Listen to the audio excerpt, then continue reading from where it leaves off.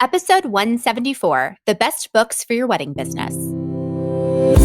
This Week in Weddings is a support group for wedding industry entrepreneurs. We're the ones behind the scenes, planning and designing the event, arranging the flowers, creating the invitations, or taking the photographs for a couple's most important day ever. No pressure. If you've been in the wedding industry for more than a minute, you know it's not all cake and confetti. Running a wedding business is hard, and it's certainly not for the faint of heart.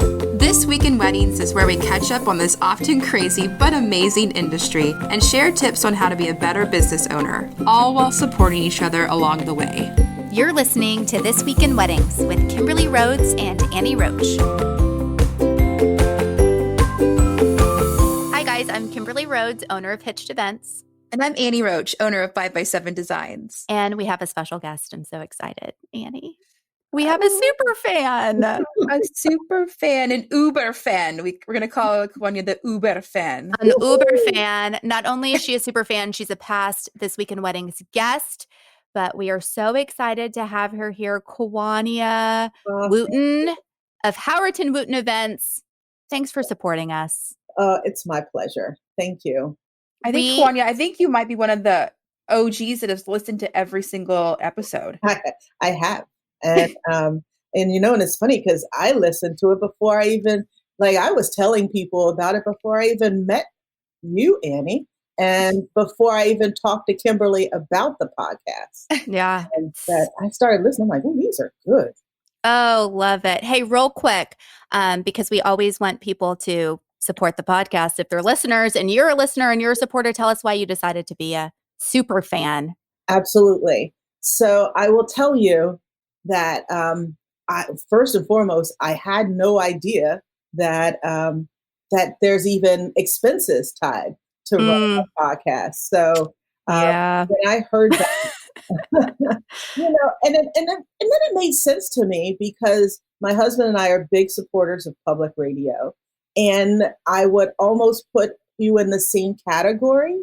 And we love what we get from our local public radio stations. And I really do enjoy and, dare I say, love what I get from This Week in Weddings. So, no, it's my pleasure.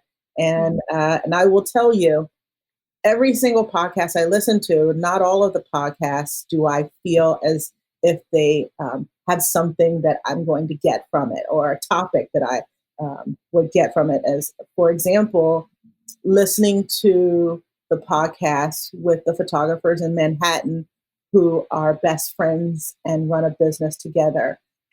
I thought, I'm not going to get anything out of this because I don't have a partner, and definitely none of the people that work for me. I love them, but I wouldn't consider them my best friends. But listening to them, I was able to take that knowledge and future partnerships that I'm currently working on, take some of the knowledge from that and use it. So that is probably the best thing I can say about you all is just about every podcast, I can take something out of it and use it in my job almost immediately. I love that. And that's Sheena and Gina. It's a great episode about partnerships. They're precious. Well, we appreciate you a lot. Management skills that you got out of that too. It wasn't just about working with your bestie. It was about how to manage projects with someone you're close with and remove some of those emotions. And those are gems that I think we can all use. Right. And you might not even be a partnership, but like a lot of times we use the phrase friender, and you might not want to, if there's a conflict, you might not want to bring up that conflict because, they are a friend and a vendor, but sometimes you've got to, maybe do it with a different approach, or got to take out that friendship and do business sometimes. Yeah. Put on the business face. Well, Kwanya, we learned something from you, which is that when you sponsor the podcast, you can pick your own dollar amount. Right. Which it's funny because we made these 3 levels and then we got yours and it was higher than the 3 levels. And we were like, wait, you can pick your own amount? That's cool. Oh, that's so funny. Yes. So we learned that from you. So thank you. Thank you. We really appreciate you. Well, that's my way of saying I appreciate you. And that's a little way of saying it. I mean, outside of listening to it and and donating, but also letting people know how awesome the podcast is. I think you ladies do an excellent job consistently. And I've said this before. I get really good gems out of your podcast episodes, and some of the people I know personally. So I think, oh, I've heard her before. And I still listen, and I still get something out of it. That's amazing. Well, if you are listening and would love to support the podcast like Kwania has, you can go to thisweekinweddings.com/support. There are 3 different levels, and you can pick your own amount too if you want to go above and beyond. Kwania, we appreciate you a lot. Go above and beyond. Yeah, my pleasure. Welcome back to the podcast. Annie, I'm super pumped today. Why? Do you know why? Why? Because this is like a flashback in time, I feel like, this week. Oh, because we're with our guest. With our OG number one guest. Well, number one, okay. The first guest ever on This Week in Weddings. Okay, so for those of y'all who haven't listened since the beginning, Annie and I have come a long way. A long, long journey. And episode 1 was a guest who is near and dear to our hearts, a good personal friend of mine. And it was like, if we're going to start a podcast, of course we're going to start with this guest because she's our friend and she'll be nice to us and she won't judge that we don't know what we're doing. and now we're on episode 170 something. So we know a little bit more what we're doing. But she trusted us back then to join us on the journey. And now she's back. Yes. That episode was released December 14th, 2016. Almost 4 years ago, 3.5 years ago. And if you listen to it, I actually went back a couple months ago, listened to it. And you did? It's basically us going, yeah, yeah. I also feel like we didn't know how to guide a discussion back then. So we were just listening. Yeah. And thankfully, Debbie just had a lot of material to talk about because we were just, I was like, yeah, great point. Good time. Not anymore. Now you can't shut us up. Oh yeah. Now we're interrupting and yeah, maybe, I don't know, maybe we should go back to the listening days. I actually need to go back and listen to that episode. I think we've come a long way. But Debby Jewison is our guest this week. She is back, and we're talking about the best books for your business. Annie, I know you've said a lot of times that you are a fiction reader. Yeah, I am a fiction reader. When I have that time, I love me a historical fiction. I love me a psychological mystery, a romance, a thriller fiction, a romance. But it's hard for me to get into business books because I feel a lot of times that they're very just repetitive. And maybe it's my impatientness that I'm like, okay, just give me the outline. You could have said that in 10 pages or less. I hate that it's saying the same things over and over and over again when we could have just really understand consolidated that for sure. it. I read a lot of business books, but I will tell you there's very few I've read all the way to the end. Okay. A lot of times I'll get 2/3 of the way through and I'm like, yep, I get it. Yeah. So I can understand that from a attention span point, but I just love a good business book. I mean, a good marketing book, just better myself kind of business book. But I know Debbie does too. We have chatted a lot about business books over the years. I will say Debbie is one of my first industry friends, if that makes sense. When I started my business, a true, we're both in business, but we also were personal friends. And a lot of our conversations, of course, do end up relating to business. And she's always reading business books. So we often are exchanging notes. Yeah. A lot of time. Yeah. And this will inspire me. Now that you said that, Kimberly, that you don't I don't have to dig into it and read every word. Maybe I'll be more of a business book reader now. You guys are inspiring me. Well, baby steps, Annie, baby steps. Since graduating from the University of Texas at Austin over 20 years ago, Debbie has always been a coach and an entrepreneur in some form or fashion. During and after college, she was a physical education teacher and coached competitive athletes on the volleyball court. In 2000, she decided to shift gears and work in the floral and event design industry. In 2009, Debby launched Branching Out Events, an award-winning full-service floral design and event production company based in the Dallas-Fort Worth area. Debby has taught, trained, and encouraged her employees to grow and bloom both professionally and personally. This passion for bringing out the best in others led to the launch of her second venture in January 2020, the Roots Group. Available to clientele worldwide, the Roots Group is a coaching and consulting company for female entrepreneurs and ambitious women in leadership positions. Debby helps women find greater clarity and focus, increase their productivity, and ultimately gain the momentum they need to achieve goals and get results. The latest addition to Debby's little empire is Branch Blooms, a pre-book based weekly floral service with a big mission to spread peace, love, and flowers. The birth of Branch Blooms is the result of Debby's commitment to dance with the ever-changing times and make a positive impact in her community. Let's welcome to the show, Debby Jewison. Welcome to the show, Debby. Thanks for Welcome joining us again. back.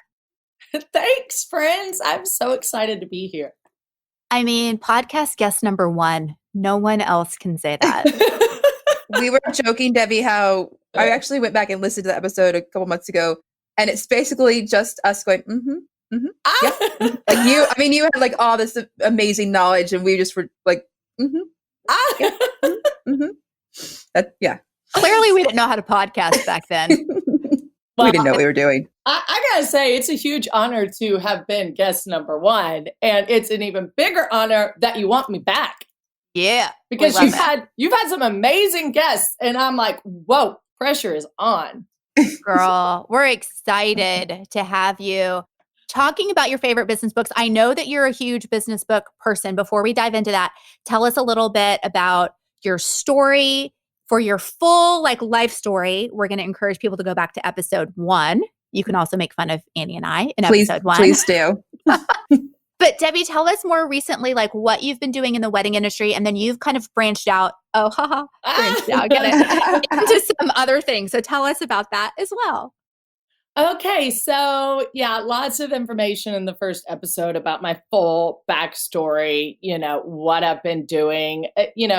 Like you said, I've been a coach or an entrepreneur in some form or fashion since college, and I started branching out. Funny enough, I started it right after the financial crisis of 2008. So here we are again.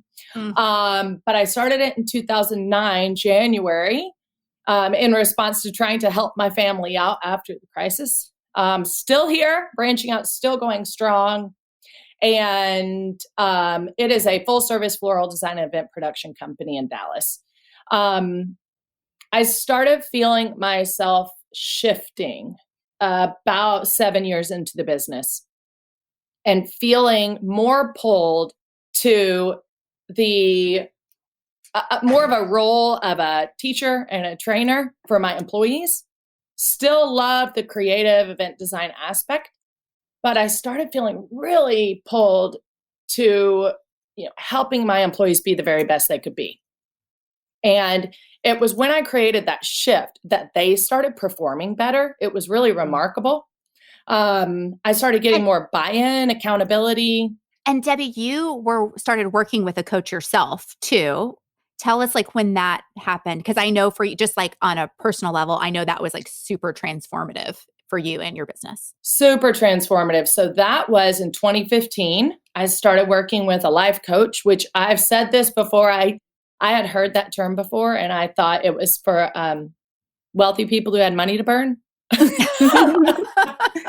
I just thought it was a fluffy thing, but it is so real. It was the most transformative experience I've ever had in life. That started in 2015. Really helped me realize that I was working all the time, always stressed out, terrible work-life balance, and I had lots of employees. And I wasn't getting the support that I needed. Well, the more I started thinking and working with the coach and doing some growth work, I realized that the problem was me. So I started really working on myself personally and professionally. And that's about the same. That was in 2016. About that same time, I started realizing how I really liked working with my own employees to have an impact on their own personal and professional life. So fast forward, I decided to branch out in January and launch a consulting or a coaching and consulting company called the Roots Group. And really what led me to that was I wanted to help other small business owners, female entrepreneurs, ambitious women. I wanted to help them figure out how to navigate this work and life struggle, challenge, opportunity, balance, whatever you want to call it. And I've been coaching a lot of people this year. I've enrolled in a coach training program so I could really be good at coaching. And it's been incredibly rewarding. So that's what I've been working on this year. And then fast forward even more to the recent months, I have launched a third business, which I did not expect to do this year, but I did it, called Branch Blooms.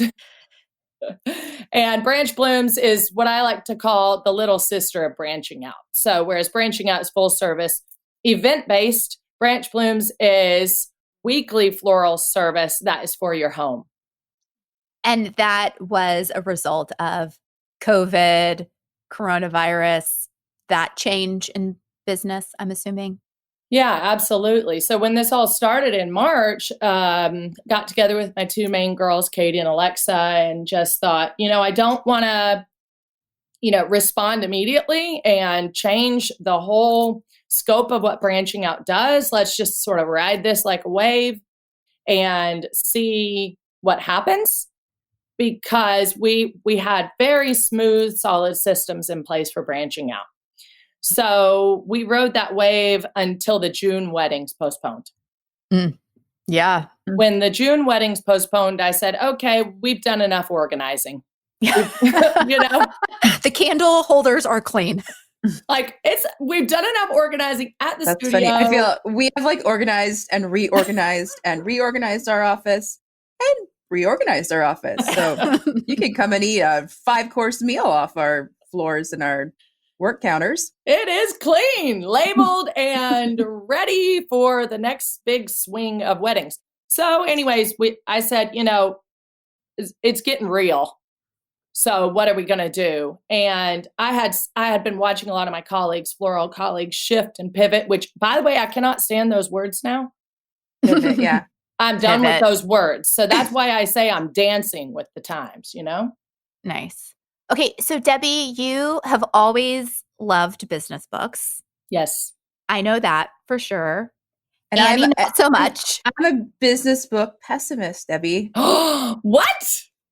I know. See, I'm a nonfiction girl. I am when I have the time to read, and I do a lot of Audible, which we will have that debate. It's another time and place. My husband says I do not read books. I listen to books. That's what I say about my husband. He's like, I'm reading. I'm like, you're actually not reading. You're just listening. You're using the same part of the brain, just putting it out there. But there's something about turning the pages. True. I mean, agree. But I probably listen to at least one fiction book a week. I'm a big fiction listener. Love me a psychological thriller mystery. Love me a British historical fiction. Love it. They make fun of me. I love a narrator with a British accent.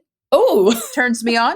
Gonna put it out there. But the business books, they're really boring on Audible, and I feel like they're very repetitive. I guess I was saying maybe it's my impatience. I'm like, okay, we can wrap this up in 10 pages or less. Come on, But I'm here. I'm listening. I'm here for you to change my mind about these business books. So Debbie, tell us why you're so into, I have my own philosophies about business books, but tell us why you love to read those kind of books so much. Well, I have to tell you, I was not always a reader. I tell this story all the time that my senior in high school thesis paper in advanced English was purposefully on Oliver Twist, because there were lots of movies based on Oliver Twist. And so I watched 3 different versions of the movie and I read the cliff notes and I made an A. Okay. So how ridiculous is that? So I never was a reader, even through college. I mean, I graduated from UT Austin, and I did not like to read. It really was just something I felt like every time I picked up a book, I fell asleep. That's how I used to be too. Yeah, I just felt like I couldn't hold my attention span long enough. So it really was, reading was something for me that was sparked by a real need to do something different because what I had been doing was not working. And that specifically speaks to how I was operating in life and in business. So, when, I started working with the coach in 2015, of course, she would suggest books to me. And the first impactful one that I picked up was Success Principles by Jack Canfield. And Jack Canfield wrote Chicken He's Soup. He's a chicken soup guy. Yeah. Yeah.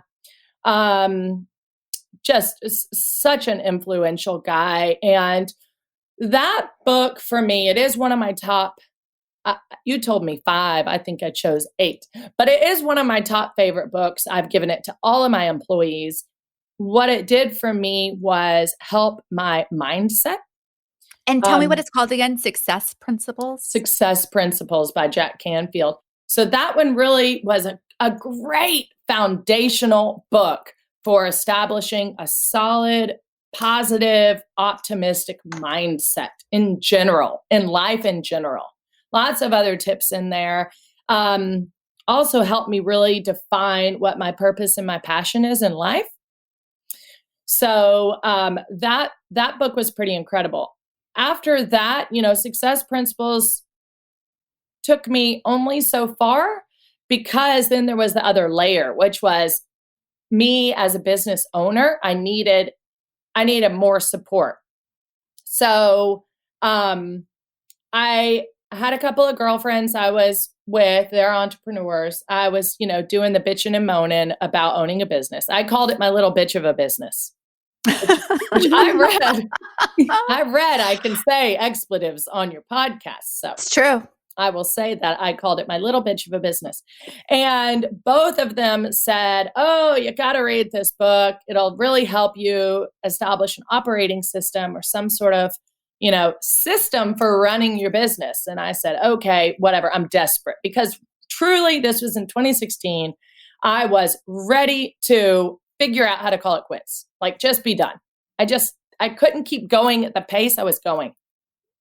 And that book was, I would say, the second most transformational book. It was called Traction. And Kimberly, I know you and I have talked a lot about this. Traction is all about the entrepreneurial operating system. And that book is by Gino Wickman. And it is more for a bigger business because... Yeah. Does Gina have a British accent? It is Gino, Gino, and it is a guy, and he is American. Okay, darn. Okay. So Debbie, you and I have talked about Traction, and I started reading it. This is a book that I just never finished, to be honest, because I did feel like it wasn't a good fit for my size business. Like it is me, and I have one part-time employee. I think when I read it, I maybe had one full-time employee and one part-time employee.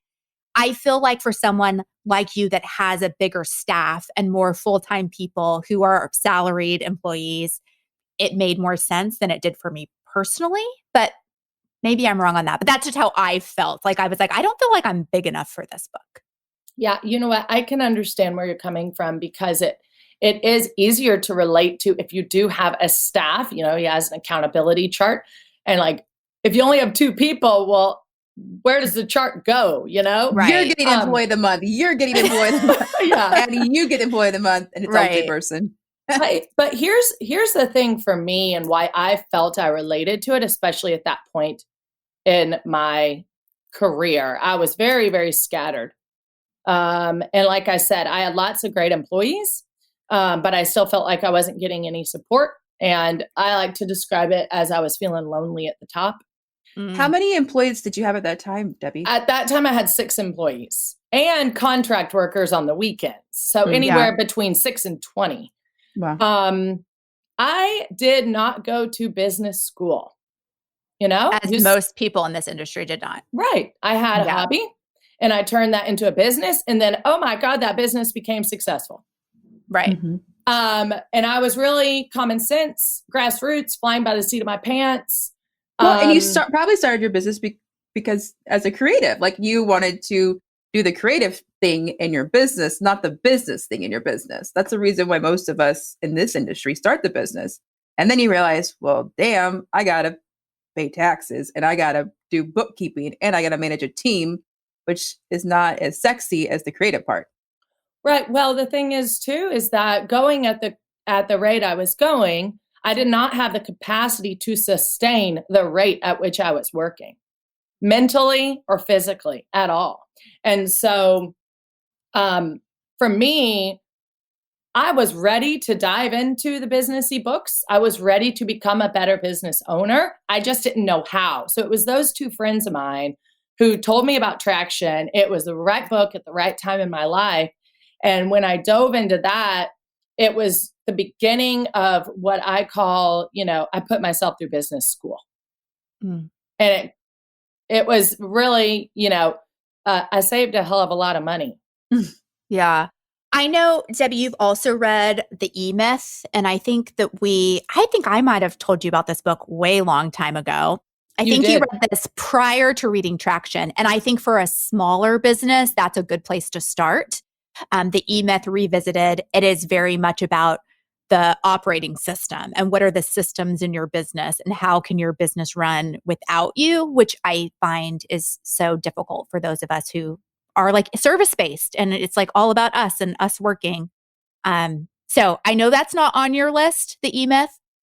For those businesses that are smaller, like Traction, I completely get why it would work for somebody in a larger company. And are you guys reading this on a Kindle, or do you need like the actual book that you need to like Andy needs more information notes? about reading. Can you just come to my house and make a reading nook for me to make it come? Like I feel like I almost for business books I need the actual book to like take notes in. It's like almost like like that reverting back to college, like an educational book that I need to use my highlighter.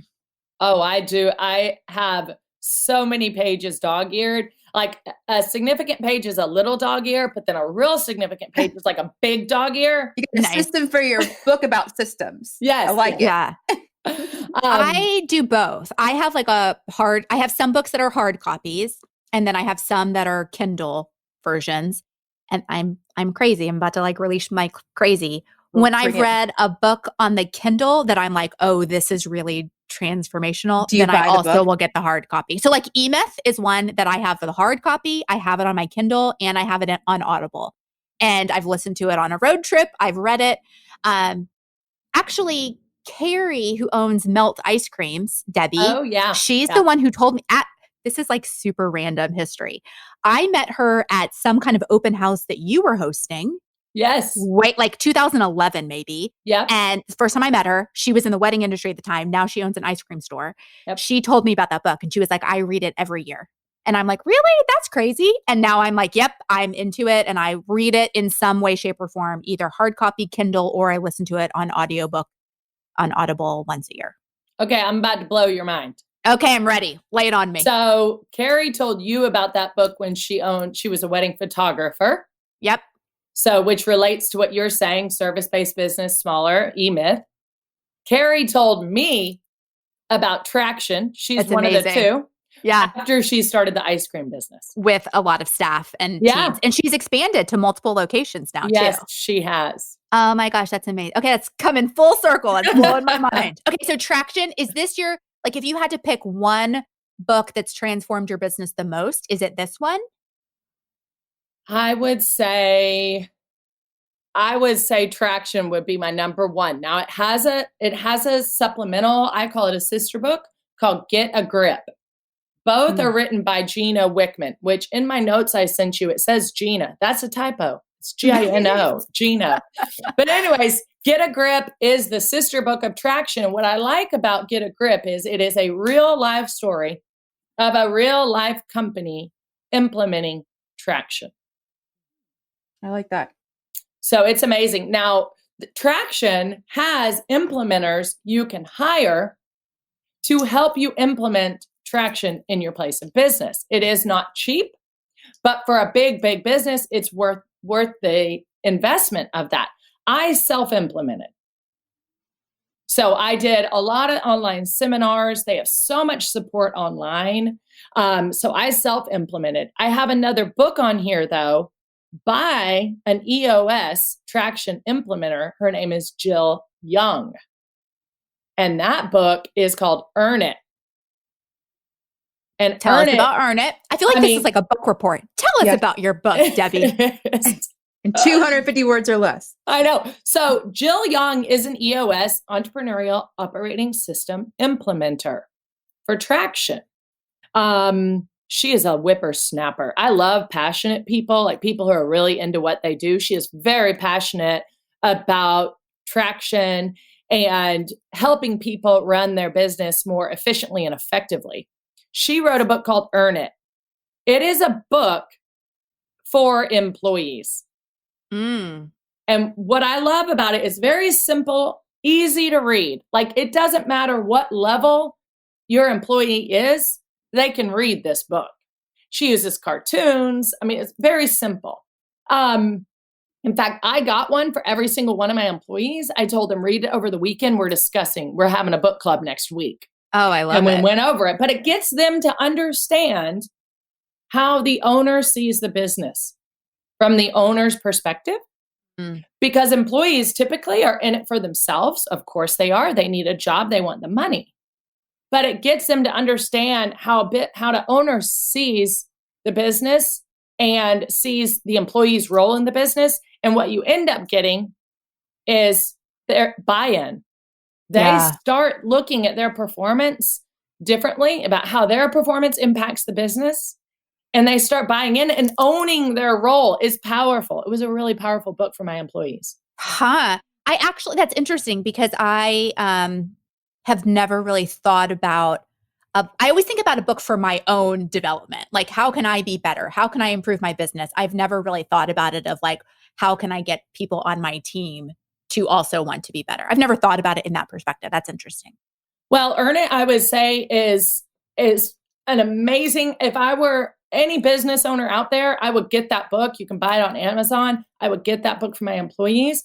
And I will go back to the success principles. I got that for all my employees because chapter number 1 is all about taking 100% responsibilities for your actions. And getting your employees to buy into that principle is huge when it comes to... Do they have a version for kids too that I can make a kid read? That'd be great. I actually think he has one for teens. Okay, good. No when joke. Brendan's a teenager, I'm going to make him read it. That's great. Okay, so both Success Principles and Earn It are books that you've read, but also have suggested your employees read as well. Yeah, exactly. And Traction, I will say, my 2 main girls, Katie and Alexa, I did have them read Traction because Traction has you establish a leadership team. And so we have Bolt, branching out leadership team, and we have quarterly Bolt meetings. And so Katie and Alexa need to understand what's going on. Yeah, that's great. Okay, Debbie, tell us about books, like your favorite books when it comes to like money. Do you have some money related books? Now you guys are speaking my language. Yeah, I'm trying to get Annie back in the convo. Okay, so here's the thing. If I had to I'm glad you asked about this category, because if I had to pick my next most influential book, it would be Profit First. I've read that one. I have read that one. Have you done the Profit First? Like, did you open all those accounts, Annie? No, I didn't. But I did read, and I've actually met the author. I met him at Engage, Take a Shot. I've met him, and I even had like a side conversation about it, but I still did not implement it. But. Okay, can we dive into this? Because I've read it as well, and I've opened all the accounts and have started implementing it. Debbie, we've talked about this. You're doing it, Kimberly? I am. Mm-hmm. Oh, okay. It kind of was harder with our current state of the world because I actually started it right at the beginning of the year and opened all the accounts and divided all my money and like was finding great success. And I think part of and Debbie, I'm kind of taking your steam here about like what the book is about, but part of it is figuring out where you're spending too much money, like in your business, like what expenses do you need to cut out? And it's hard to tell that unless you lay it out in a way that's easy to see. Is that kind of a good assessment on that? Yeah, you really have to get real with yourself. Yeah. You have to get real honest about where you're putting your money. And also, how where you're putting your money is impacting your business and your personal life, your satisfaction level. Yeah. I started at the beginning of the year. I found it to be amazing. And like, I can totally see why any small business should do this. With the whole COVID-19 situation, it kind of imploded that only because like my income is not what it would typically be. So like the dividing it out is like, oh, this is just not a normal period of time. But I will say I did some accounting things over the weekend and was looking at all of my various accounts. And it actually helped me feel a lot better about my current life situation because I could see like, oh, I actually do have money in this profit account that I wasn't thinking about. And I have this money in the tax account that's just sitting there waiting to pay my tax. You know what I mean? So it did actually make me feel better in the current state of the world, even though it's been not the same kind of division of money as I had planned. Right. That makes sense. So here's what I love about Profit First is, for most of us in the wedding industry, this is a seasonal business. And, that presents some real challenges for us in terms of cash flow management. And I will say, like I said, I wasn't really into books. I didn't really read. Well, here's the thing. I've never been good with money. Like I was that person who went to college and I got a credit card and whoa, I just figured out I could buy everything. And then I realized that I had to pay it back. Like that was really foreign to me. So anyways, I started getting my shit together when it came to money. Shortly after I read Traction and Success Principles, I was like, okay, I have got to become more financially responsible. And so Profit First helped me with that because it was very, very, very simple and very straightforward. And when it comes to the wedding biz being a seasonal business, it helped me figure out how to hide money in the different accounts, like you were saying, Kimberly, forget that I had that money and have a much more realistic idea of how much I actually had. Mm-hmm. Then look at that and say, okay, so where am I spending too much money? Where do I need to save a little bit of money? Yeah.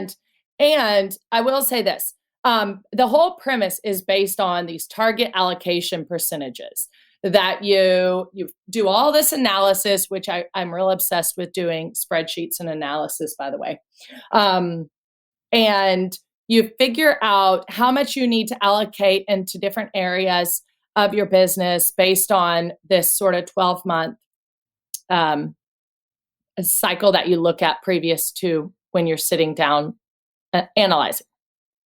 And once you figure out those percentages, you start, distributing your money in these different accounts he has you set up, which does take a lot of time to set up.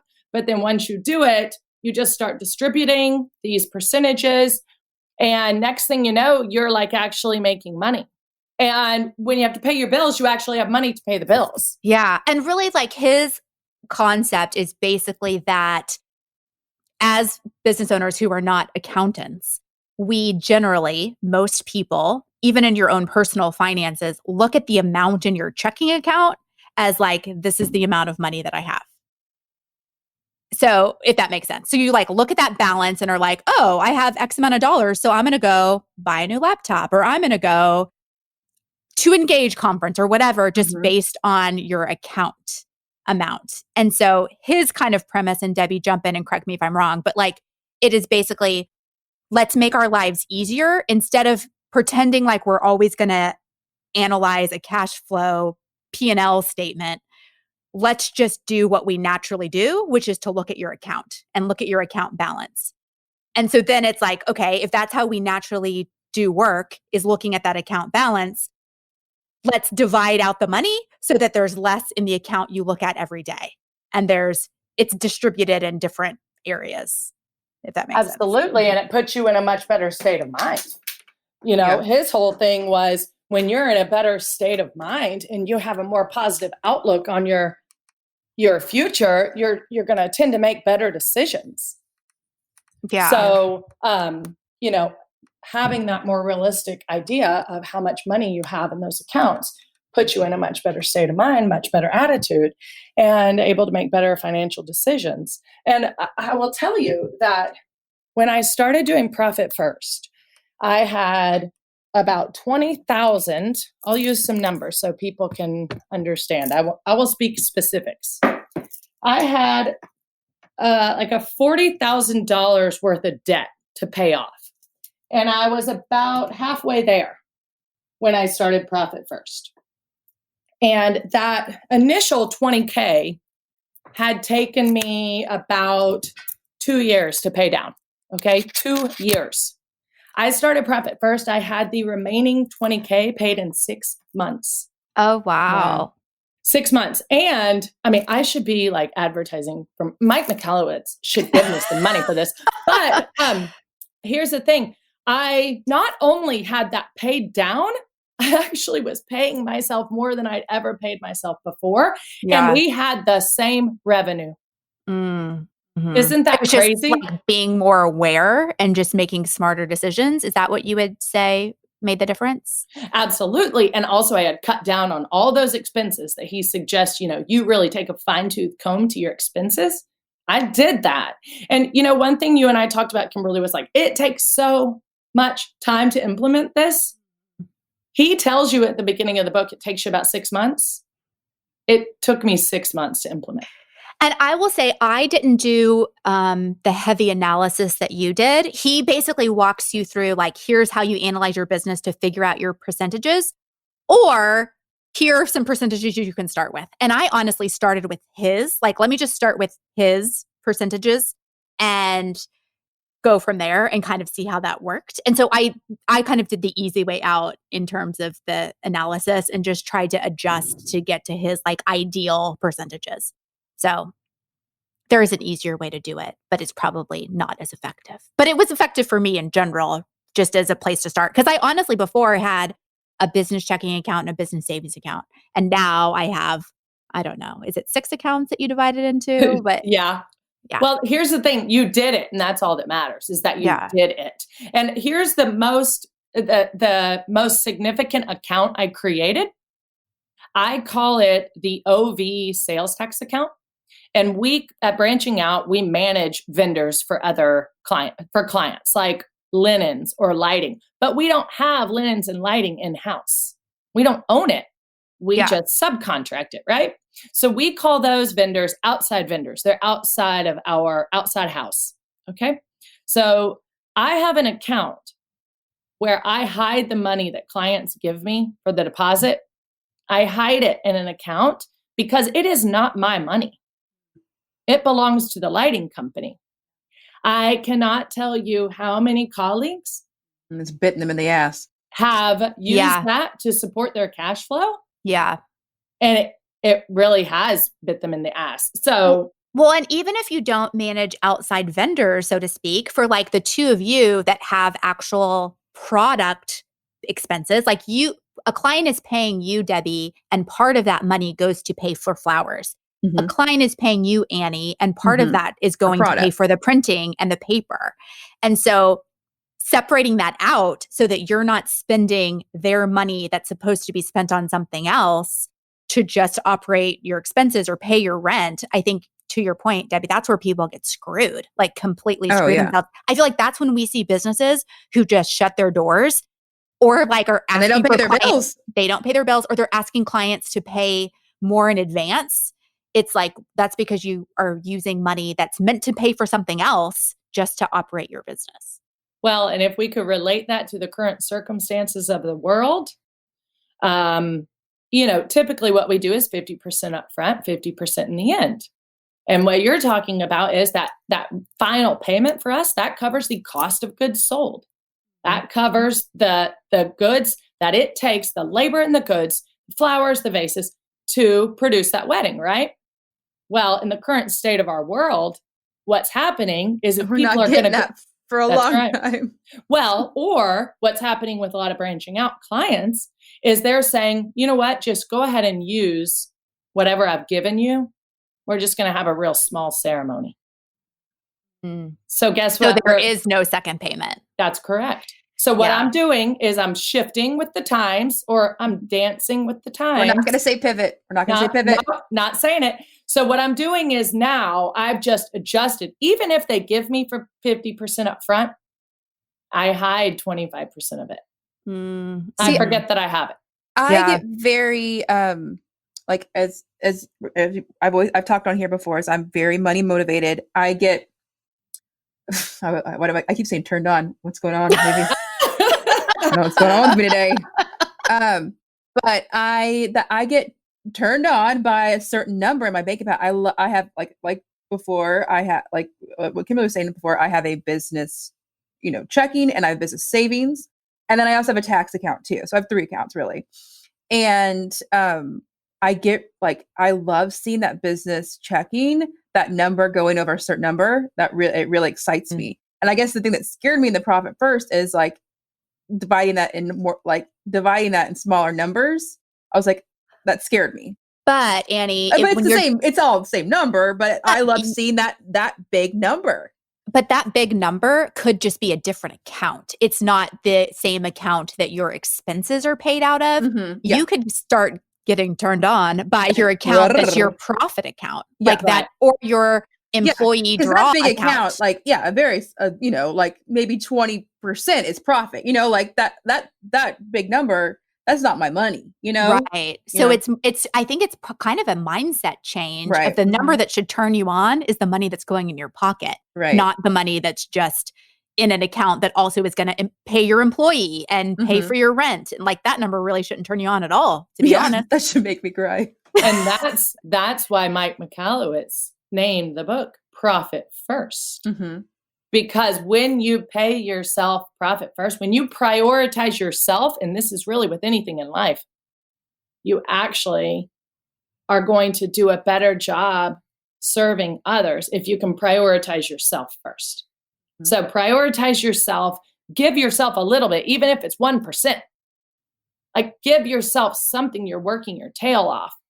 And then eventually, because you're in a more positive, better mindset, the rest of it will follow. I don't want to stay on this book for too long, but I do want to say something else that I really liked about it, which is that I didn't have this in my mindset at all. He also says you should not only have, as the owner of your business, you shouldn't only be making money because you're working. You should also get an additional payment because you are the founder, owner, entrepreneur. There should be some additional something that you're getting as the founder.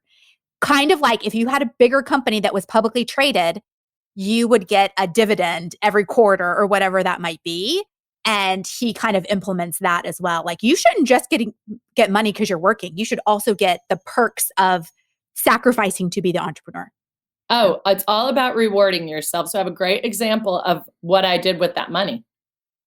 He says a certain percentage of your profit, save for your rainy day. And a certain percentage, go ahead and reward yourself.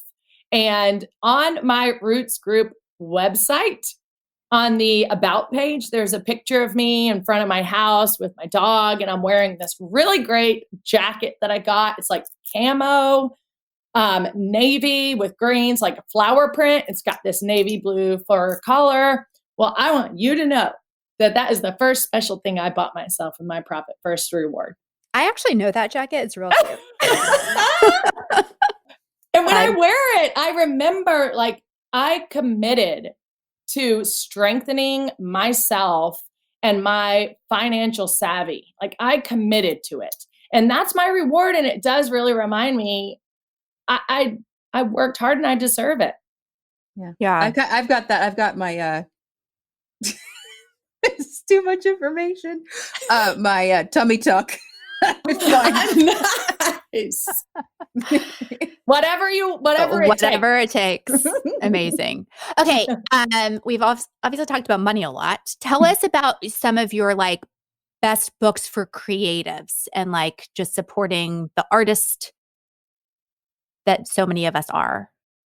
Okay, so I've got really two really, really good ones. One is a book a lot of people probably don't know about. It's a very old book. It's called The Artist's Way. And The Artist's Way is a 12-week journey that really helps you uncover and discover your creative self. And the author, it's really written for a creative person in any sense. A lot of people think you're only creative if you're making something with your hands or you're designing something, but everybody's creative. I talk about this a lot with Roots Group, with my coaching clients. Everybody's creative. It just looks differently. One of the best ways to figure out and explore that creative self is by writing. And so she starts you off on this 12-week journey committing to morning notes. And really, it's just a stream of consciousness, right, for 60 seconds, whatever comes to your mind. And next thing you know, weeks into this journey, you're writing for 30, 45 minutes. And it's super powerful practice to just sort of unleash a lot of creativity in your mind. It helps you speak better, helps you create better social media posts. It helps you organize your thoughts in a more impactful way. So The Artist's Way is really incredible for people who want to explore their creativity and their sense of wonder and even become better writers. A lot of the examples she has in there are for Hollywood movie screenwriters, directors, producers, people who have to really, work their brain. I've never heard of this book, actually. I'm going to add that to my list. It's a really incredible, an old, it's been around for a really, really long time. So that's one of them. The other one I really love, I read this year based on a recommendation from one of my coaching friends. It's called The Big Leap by, I think it's, what's the author's name? I can't remember. We'll find it. We'll add it to the show notes. Gay Hendricks is the guy's name. And it's really, really incredible for overcoming challenges that get in the way of your ability to achieve. And he calls those upper limit problems. So upper limit problems could be anything from something that happened in your past that's holding you back in your present. And if you can figure out how to overcome those upper limit problems, and he talks a lot about working in your zone of genius, what you do better than anybody else in your business or in your surroundings, that if you can do that, then you're going to have a more fulfilling and more productive life. Is this kind of about mindset more? Very much so. Okay. Yeah. Mindset and productivity. Another one that my business coach recommended to me that is a mindset book is called The War of Art. I don't know if you've read that. I just ordered it on Amazon. Oh, yeah. Not The Art of War. But not The Art of War, The War of Art. And although I have both, it is very much about mindset and why we put limits on ourselves. And it's called The Resistance in this book. They talk about the upper limit problems is the resistance in this book. Debbie, I think you'll really like it. And it's a very quick read. It's not long. That's what I've heard. I'm really excited to dive into it. I think you told me about it. I may have. I think I probably did. Let's see. What else, Debbie? What about sales and marketing? Ooh. Is there any more? I mean, that's kind of money, but is there any other more like sale marketing oriented books you'd recommend? Good question. Okay. We always have people asking about sales on our podcast. I feel like those are the most popular episodes for sure. I mean, I could just get Sydney Novotny to come and talk to me, but I guess it would be a little bit cheaper to buy a book. Well, the thing is too, right now, so much of what we're doing to sell and market ourselves is changing. So it's always good to have a new book in your back pocket to refer to just sort of jog some fresh new take on sales and marketing. So there's some little books by this guy, Jeffrey Gitomer. And I bought 2 of them, and they're cartoonish. They're very simple, straightforward. One is called The Little Red Book of Selling, and the other is called The Little Green Book of Getting Your Way. Both are so straightforward, super simple, easy to implement, full of things that you need to hear to remind yourself that you're capable of selling and marketing. You're capable of all of this, and little quick tips and tools to with ideas to help you figure out what to actually do. So I love anything by Jeffrey Gitomer. And like I said, they're very quick, easy, funny little cartoon books.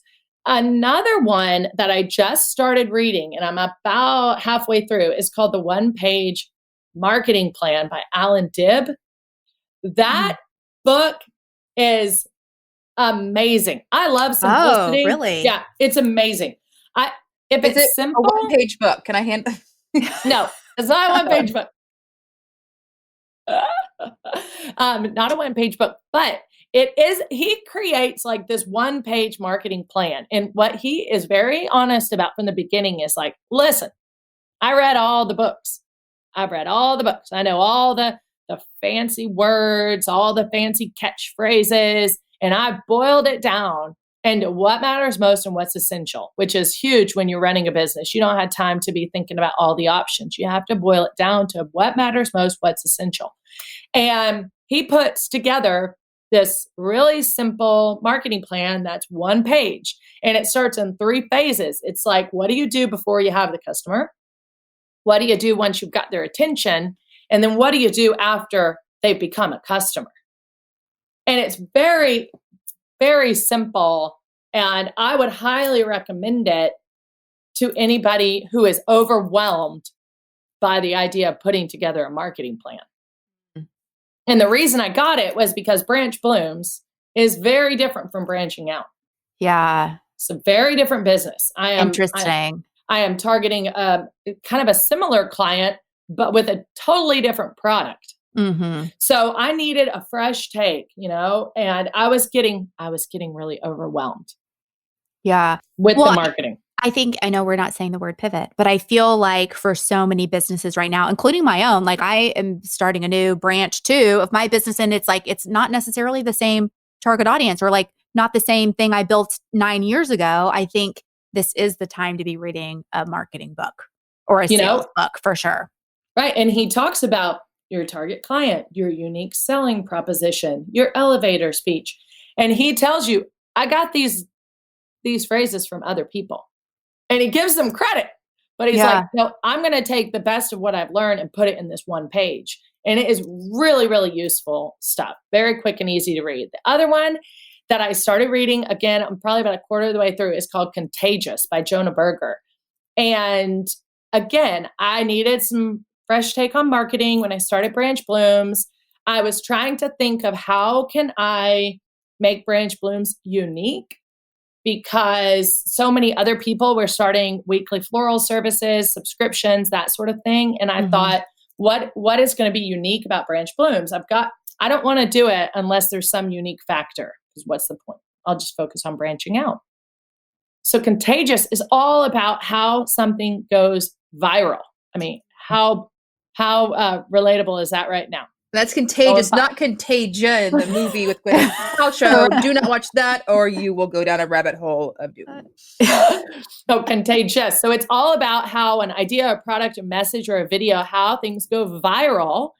And what's so interesting is he talks about, really, people think it's all about how much you post on social media, but that's not it at all. What it is, that the secret is how you make people feel, how the product, the idea, the message, the video, how it makes people feel, whether it's good or bad. That's important to know.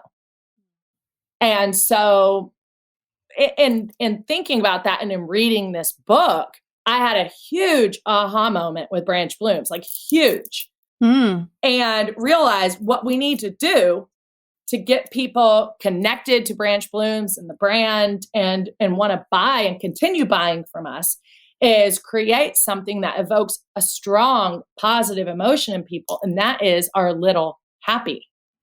So what we do for Branch Blooms, every single purchase you make, every single purchase, no matter how much money you spend, you get free flowers from us. It's a little tumbler cup. It says peace, love, and flowers, full of white daisies, always white daisies. And you get these free flowers from us, but you have to give them away to someone else as a random act of kindness. Love it. And when you do that, you feel good. You feel warm fuzzies. So the book Contagious gave me that idea. And I would highly recommend that one to someone if you're selling like a product. Yeah. Hey, Debbie, I have a question for you just in general, not about a specific book, but you said at first you weren't a reader. Now you clearly are. Annie said she's a fiction reader, not necessarily nonfiction. Like for someone who's listening, who's like, I just am not into reading. Like, do you have any tips about like, how do you go from like, I just am not into business books to like, I know that this will help me and improve my business, to make it like a practical advice, I guess? Like, do you read every day? Do you listen to audiobooks? Like, what are your tips? How do you make it a habit, I guess? There. Yeah. It's a great question. So when I started reading, I would just read every night before I went to bed. And sometimes it would last 3 minutes. Sometimes it would last 45. And then I started trying to make time on Sunday mornings. Like it was a treat. I would sit on my back porch and I would sometimes read for hours, just sit out there and read. And really, when I was starting to read more, of course, I was really into traction. But I also was asking my girlfriends, what's your favorite fiction book? And I discovered Dan Brown. Remember Dan Brown? With the Da Vinci Code? Yeah. Oh, okay. I was like, whoa, this is a great book. And really, Dan Brown's novels got me into reading fiction as well. And I discovered this whole world of like adventure and what I could see in my own mind. And I do think that sparked some creativity in me. I would just recommend really get real with yourself and think about when is the best time of day for you to read. And just start with a very low expectation of yourself and try to make it a habit. And next thing you know, you're going to add more and more time to your reading session. And as far as what kind of books you read, I have heard from many people, one of my favorite quotes is success leaves clues. And that means look at someone who you see as successful and do what they do. And many people that are successful say to read a wide variety of books. So read fiction, read nonfiction, read the newspaper, read magazines, read, blogs, etc. So to really be versatile in what material you're reading, it will really broaden your perspective. Just like Katie R. at Branching Out says to watch both Fox and CNN. I'm not really quite ready for that. But, I do think it makes sense. You want to broaden your perspective. Mm-hmm. Yeah. And there's something different inside of you that gets sparked with each experience and with each book.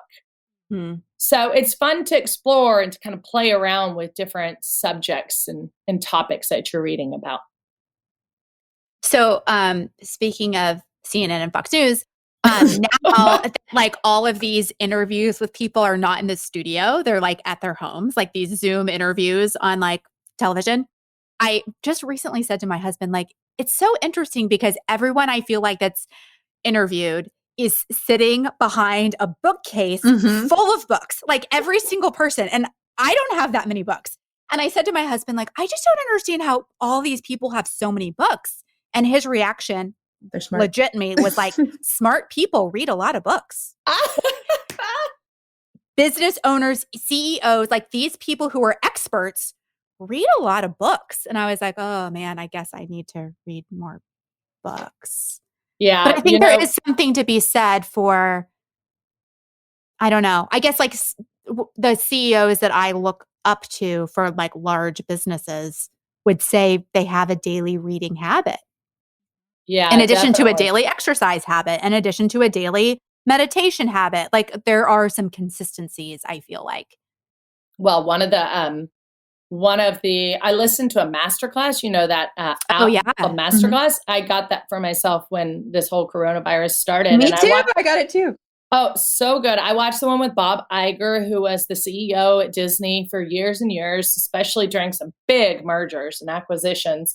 And his masterclass is all about leadership and strategy. And I actually have his book that is sitting over there. Can't remember what it's called. I thought I wrote it down. Anyways, Bob Iger's new book is sitting over there on my nightstand. And that's going to be my next read. And he has a habit of waking up. I think he wakes up at 4 a.m. Ooh. and like exercises, and then he reads, and then he starts his day. And I think he gets to the office. Well, he was when he was with Disney, getting there at some insane hour, like 6:30 in the morning. Yeah. I mean, wow, that's discipline. I know whoever they is, I keep hearing that like a ton of super successful business owners start their day really early. Annie, you're an early morning person. I'm an early tried, bird, yeah. And I keep trying. Keep trying. Oh, I love to get up early. By the way, his book is called The Ride of a Lifetime. I just got up to see what it was called. I love to get up early and read. And you want to know what I've been reading recently in the morning? What's that? You remember that video that came out a long time ago called The Secret? Oh, yeah. Mm-hmm. I have that book. Yep. Law of attraction, all that. Mm-hmm. Well, I do have to say that I probably, like many of my colleagues, have been challenged with feeling positive and optimistic recently. So I've gotten myself into a habit of reading The Power, which is her second book. Oh. It's called The Power. And it's all about the power of giving love. And in return, based on the law of attraction, if you give love, you will receive love in return. And it's been a great little practice to read a chapter every morning. And if I don't feel like reading the whole chapter, I just read a little bit of it. Sets me up for a much more positive mindset for the rest of my day. So that's been a really great little practice recently. Yeah. Hey, Annie, I was surprised to hear you say you listen to a book a week. It's a lot. That's a lot. Tell me when you have time. How do you make the time to do that? For someone who just wants to read in general, regardless if it's fiction or nonfiction, how do you carve out that time? I listen while I'm designing. That's during the day. So see, it could I don't be know like how you do that. 4 to 6 hour stretch of just designing, and I'll listen to a book. Yeah, sometimes I'll go through a book in 2 days. Yeah, on Audible. Mm-hmm. Wow, I can't even watch a TV show and work on my computer at the same time. I can't do TV. Sometimes the visual, but I can listen. It's like that, but that's why it has to be like a fiction, like something that I don't have to super be intense, listen to every single word. Whereas with I would say with a nonfiction with more of a oh gosh, taking notes kind of thing, I can't listen to those. It has to be some sort of Reese Witherspoon bubblegum for the brain book.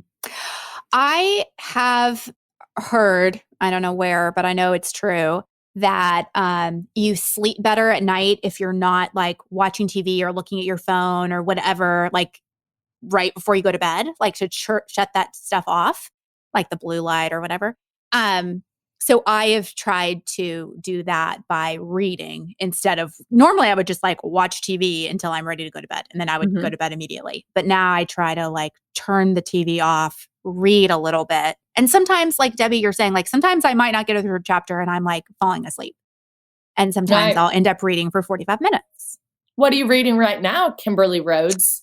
I actually am reading a very old book. It's Dale Carnegie's How to Win Friends and Influence People. I think that's what it's called. And that's what I'm reading right now, because I was randomly Googling, and I've done this many times, but the best business books to read for a small business. And that one is always on a top 10 list. Always. So I'm reading that right now. Oh, love it. Love it. I haven't read that whole thing, but I've read snippets. Yeah. And I probably won't read the whole thing. I was telling Annie, I often read 75% of a book, and I'm like, That's okay, funny. I get it. I do that a lot too. Yeah, for sure. Annie, what was your last fiction book you read? Let's see. I'm opening my Audible right now. I just finished one. Oh darn, I just got a new phone and I've decided in here for the first time. But do my Face ID here. But let me look. I just finished see. Well, I did listen to White Fragility, which was that's a nonfiction. And that's only it's a 6-hour Audible, so it's not a very. What did you think about it? Did you like it, or did you feel like you learned something? I did feel like I learned, and I made my husband and my son listen to it on a road trip. I haven't heard of that one. It's written by Robin DiAngelo, and she written by a white person for white people. Mm-hmm. And it's basically how it's like we as as white people, like we're privileged. We never really had to talk about race, and we never even think about race, and it really makes you now think about it after you read the book. I might add that to my list. But I'm now starting again, Bubblegum for the Brain, Big Lies in a Small Town by Diane Chamberlain, and I just finished The Wives by Taryn Fisher. So I know all of my fiction books are like, I don't know why. I think because I don't really love romance books. I like more suspense, and so many of them are like women who've murdered their husbands. Oh, mine are like Lisa Jewell. Liv Constantine? But one of my favorite books I just read was called The Stationery Shop. I know as a station designer, it really has nothing to do about stationery. But it's a really good fiction. I recommend that one, Stationery Shop. Well, Debbie, you've given us a lot of good business related books. I'm so glad to hear about how these have all impacted you and affected your business. I think, you're one of my business besties. So anything you read, I want to read. Gonna go make some Amazon purchases for actual books, people. You guys have inspired me. Well, all of these books we will link to in our show notes, so you can go to this episode on our website. We'll have direct links. And if you want to buy them from our links, that'd be awesome, because we're going to make them affiliate links on Amazon. And maybe we should do some sort of business book club in our Facebook group, Kimberly. Maybe. I like that idea. Maybe like one a month or something. Nothing too crazy. One a month. That seems aggressive. Okay, maybe one every other month, every quarter. Every quarter. Debbie, what do you think about a business book club? Will you join us for a business book club in our Facebook group? Yeah, I think a business book club would be awesome. You know who else I think would join that? Sarah Beth Quattlebaum. She loves business books. Nice. We're challenging you. Shout out to Sarah Beth too. Very good. Well, we will link to all of this. We're maybe starting a book club. Who knows? We'll see how that goes. Debbie, we appreciate you so much, and you've given us a lot to think about and a lot to read. Success Principles. I'm going to put that in my Amazon cart today. Oh, thanks, gals. I really, really appreciate you bringing me back on. And Kay Rhodes, you're right. You're like one of my business besties. And, I always love talking about anything business with you. It's always fun to bounce ideas off of each other and also support and appreciate each other. And I appreciate both of you for all you do for the wedding industry. Hey, Deb, real quick before we let you go, tell us if someone's like, hey, coaching, that sounds interesting. I want to be coached by this lady. Tell us how they can find you and a little bit about the Roots Group. I would love to tell you. So the Roots Group website is therootsgroupcoaching.com. Instagram and Facebook handle is the Roots Group. And basically what coaching is all about is helping people gain clarity and focus, increase their productivity, and really help people gain momentum to achieve their goals and get results. Coaching is very much a place where someone can show up and expect no judgment whatsoever, and have a coach help them by exploring strengths and values and needs, and really help the coach. My role as a coach is to help maximize your potential. So I've got a lot more information on my website, rootsgroupcoaching.com. and lots of information about packages and myself, my backstory. But I absolutely love it. Love the journey I'm on. Amazing. Debby, we appreciate you. We'll link to all of that. Go to our show notes, which are on the website. Links to all the books, including a few Debby didn't tell us about, but we know you love. So we'll link all of them. Awesome. Fabulous. Debby, thank you. Thank you. Thank you, friends.